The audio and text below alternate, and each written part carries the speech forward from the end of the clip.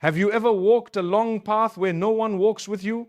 No messages, no calls, no one saying, I see you, I'm proud of you. Just your own footsteps and a deep, heavy quiet. That silence hurts. It makes you ask inside, does any of this even matter if no one notices? Am I really moving forward or just wandering? But right in that same silence, Allah subhanahu wa ta'ala is doing something very intentional. He is not leaving you. He is drawing you closer in a way that only stillness can make possible. Allah subhanahu wa ta'ala says in Surah Ad-Duha, your Lord has not forsaken you, nor has He become displeased. And the hereafter is better for you than the first life. And your Lord is going to give you, and you will be satisfied. These ayat came at a moment of deep heaviness for the Prophet Muhammad sallallahu alaihi wasallam. And today they are speaking directly to you in your quiet season. In this reminder, we will walk through 7 real gentle steps. How Allah grows your heart in unseen moments, how He builds strength that doesn't need applause, and how you can find a peace that stays even when no one is watching. Insha'Allah, by the end, your chest will feel a little lighter and your steps a little more certain, because you'll know you were never walking alone. There are seasons when people quietly slip out of your life. Conversations fade, messages stop, the familiar faces become memories, and the house suddenly feels too big. The silence that follows isn't loud, it's heavy. You keep waiting for someone to notice, to reach out, to say something, but no one does. Most of us try to escape it, more noise, more tasks, more distractions. Yet the more we run, the louder the emptiness becomes. What if this silence isn't a curse? What if Allah subhanahu wa ta'ala has allowed the stillness so that you can finally hear Him?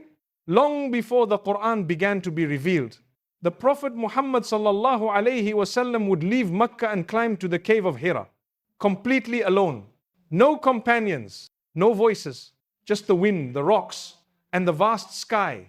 It was in that deep quiet, that sacred aloneness, that Allah was preparing His noble heart for what was to come. Your quiet season is not so different. When the world withdraws, Allah draws near. He wants you to notice what you've been missing, the whispers of your own heart, the things you've buried under busyness, the parts of your soul that only become visible when everything else is taken away. So don't rush to fill the space. Sit with it for a little while. Make wudu if you can. Open the Quran, or simply stay still and breathe. Let the heart settle in His presence. You'll begin to feel something shift. The tightness in your chest starts to loosen. The desperate need to be seen slowly softens. A different closeness arrives, steady, gentle, never leaving. The Prophet ﷺ said, whoever places his trust in Allah, Allah will suffice him. This is not poetry. This is reality most clearly felt when no one else is left to carry you. I once spoke to a sister who lost almost everyone after a painful separation. Friends became awkward. Family didn't know how to help. The silence was crushing.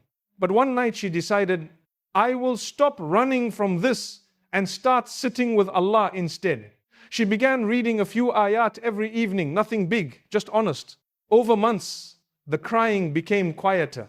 The loneliness became less frightening. She later said, I thought silence would destroy me. Instead, it introduced me to the one who was always waiting. This is what it means to embrace solitude as a divine invitation. Not to love the pain, but to trust the one who sent it. Because in the stillness, He is teaching you something no crowd ever could, that He alone is enough. So if your world is very quiet right now, don't fight it. Lean in gently. Allah subhanahu wa ta'ala is nearer to you in this moment than anyone has ever been. After some time in that quiet space, you might notice something painful. You still want someone to come and make it better. A text that says, I'm here for you. A call that says you're not alone.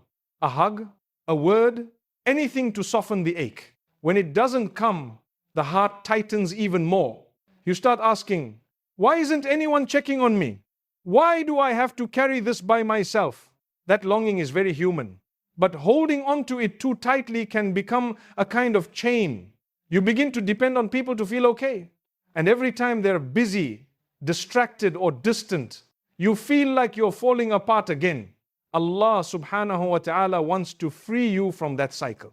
He wants to teach you that real comfort doesn't come from hands that can leave, but from the one whose presence never fades. Allah subhanahu wa ta'ala says, "So verily with the hardship there is relief.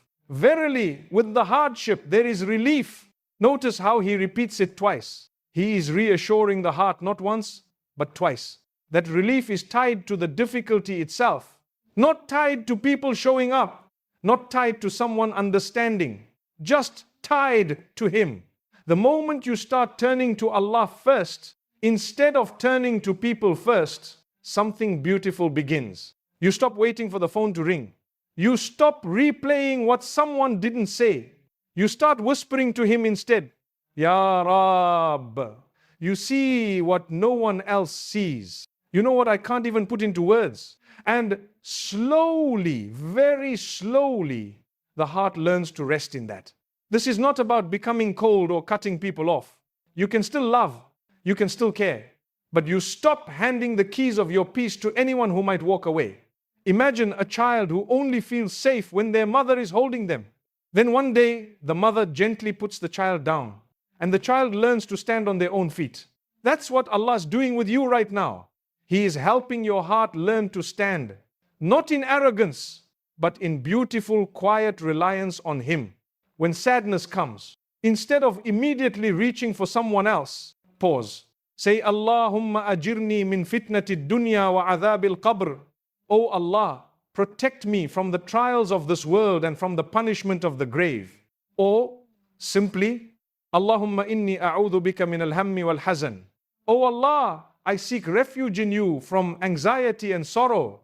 Ask Him directly. Let the tears fall in front of Him. You'll find that the relief He sends is deeper than any conversation could ever give. The more you practice this, the lighter you feel. You don't collapse when someone is silent. You don't lose yourself when someone is busy. You still hurt, but you don't break. Because your comfort is no longer borrowed. It is rooted in the one who created comfort itself. So, if today you feel that familiar ache for someone to fix how you feel, try this small shift. Turn to Allah before you turn anywhere else. Even just once. See what happens. He has never once ignored a heart that called Him in secret. Once you start sitting with the silence and turning to Allah first, another habit often creeps in quietly. Complaining.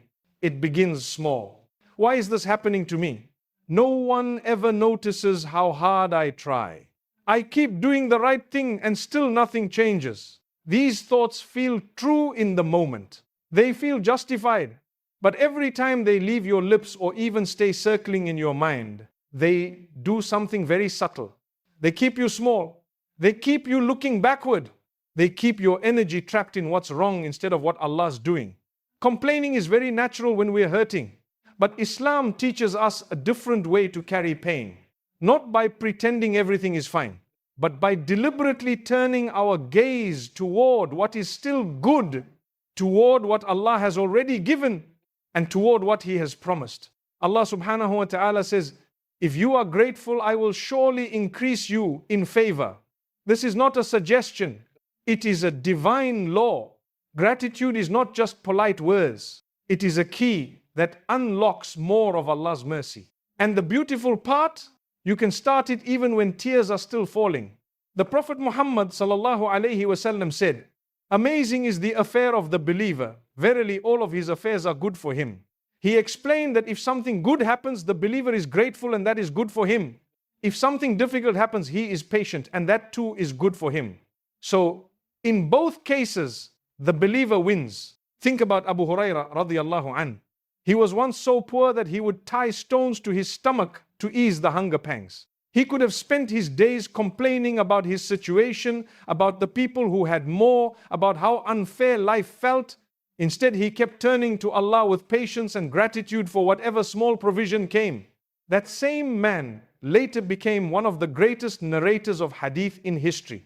Allah increased him beyond what he could have imagined. You don't have to be dramatic about gratitude.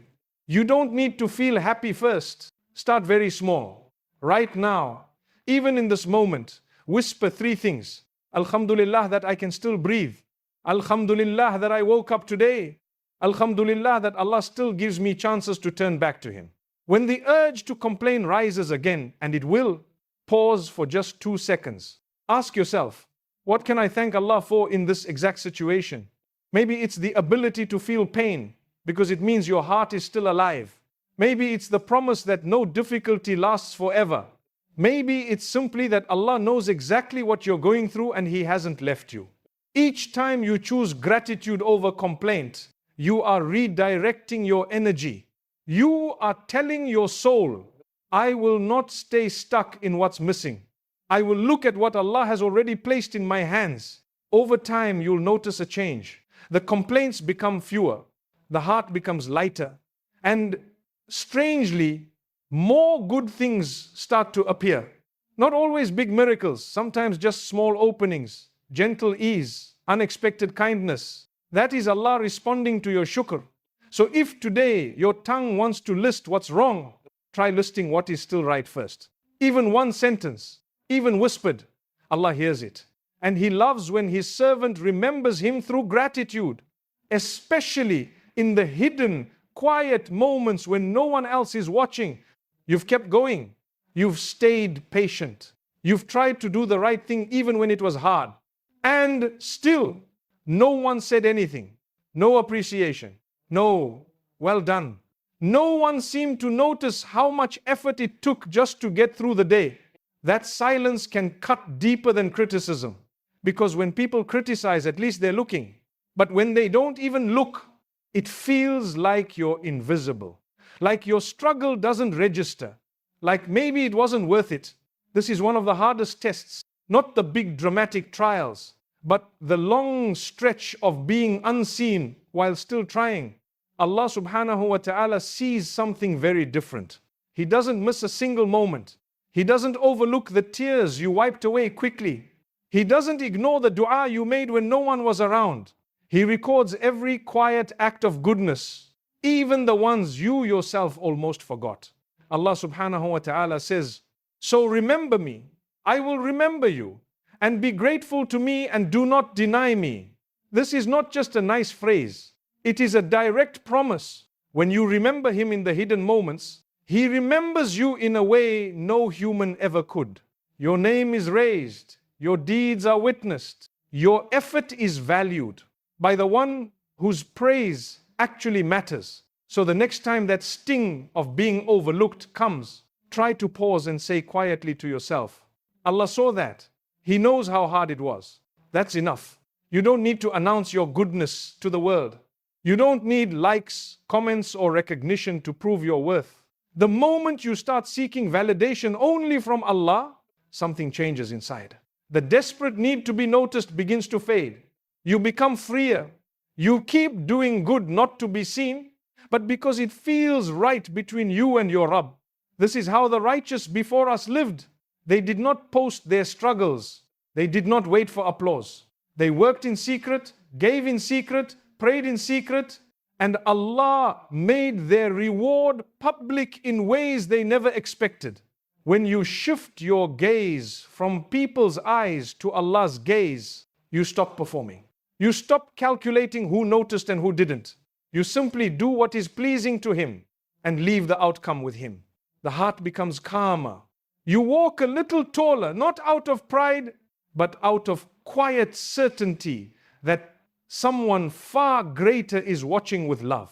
And here is the strange part. When you truly stop chasing human validation, people often start noticing you more. Not because you're trying harder, but because there is a steadiness in you that they can feel. A peace that doesn't depend on their approval. A light that doesn't flicker when the room goes dark. So if today you feel invisible again, lift your hands for a moment. Say, Allahumma inni as'aluka ridaka wal jannah. Oh Allah, I ask you for your pleasure and for paradise. Remind yourself, He saw, He recorded, He will reward. And that is more than enough. Even after you've learned to sit in silence, to turn to Allah first, to choose gratitude over complaint, and to seek validation only from Him, you still fall sometimes. A day comes when you lose your temper, or you break a promise you made to yourself, or you give in to despair for a few hours and stop trying. And because you're alone in this journey, there's no one there to soften the landing. No friend to say, it's okay, get back up. No encouraging message. Just you facing your own mistake, feeling small, ashamed, and very human. That moment hurts the most. You wonder, have I ruined everything? Has Allah turned away from me now? Is it even worth starting again? But listen gently to your heart. These falls are not the end of your story. They are part of the path Allah has written for every believer. He did not create us perfect. He created us to learn, to return, to grow. The Prophet Muhammad ﷺ once went to the people of Taif. He called them to Islam with a soft, sincere heart. They responded with stones. They mocked him.